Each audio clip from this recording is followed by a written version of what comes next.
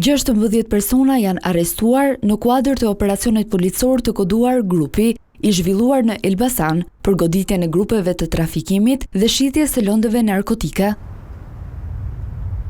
Prokuroria Elbasan ka lëshuar gjithsej 24 urdhra ndalimi, ndërsa janë ekzekutuar në total 16 prej tyre. Ndërkohë, 8 persona të tjerë janë shpallur në kërkim.